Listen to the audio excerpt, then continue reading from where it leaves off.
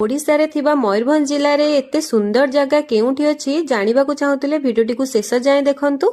Hello hi friends, नमस्कार, जय जगन्नाथ। तो आमे संग मन जाइतिलु बालगाडिया पैलेस बुलिया पई। तापर आमे एटी टिकट काटी देतिलु, एंट्री पे हमको आइडेंटिटी कार्ड मिल जाइतिला। आपण माने डेट देखि त जानि परतु। तो एटा 2025 एप्रिल ही जाइतिला। ए जगहटी मस्त हेछि आ एटा गोटे लग्जरी वाइब्स दबो। पूरा जगहटा ही गोटे लग्जरी फील होबा। आ एटा राजा महाराजांग टाइम रे आ एते सुंदर जगह हेछि माने विश्वास भी होबनी। तापर आमे जाइतिलु भितरकू आ भितरे बहुत राजकीय ढंगरे ही हमको वेलकम कराइला। अनफॉर्चुनेटली मु से वीडियो ही कैप्चर करि पारिनी। एही प्लेस केवल गोटे घर नुह, या मयूरभंजर गर्व और राजघरणर गौरवमय स्मृति।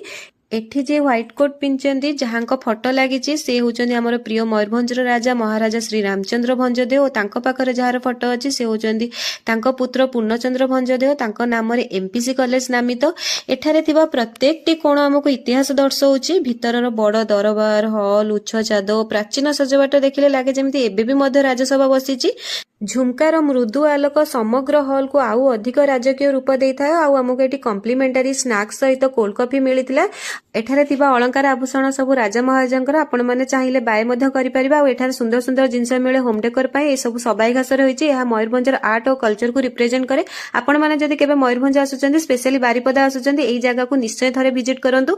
आ आपण माने जदि स्टूडेंट अछंती ताहाले आपनको 50% डिस्काउंट मिलबा। आ जदि नॉर्मल अछंती ताहाले 5 टंका टिकट काटी के आपण बुली परिबे। वीडियोटी जदि भलो लागिछि देन लाइक, शेयर, सब्सक्राइब निश्चय करिवे।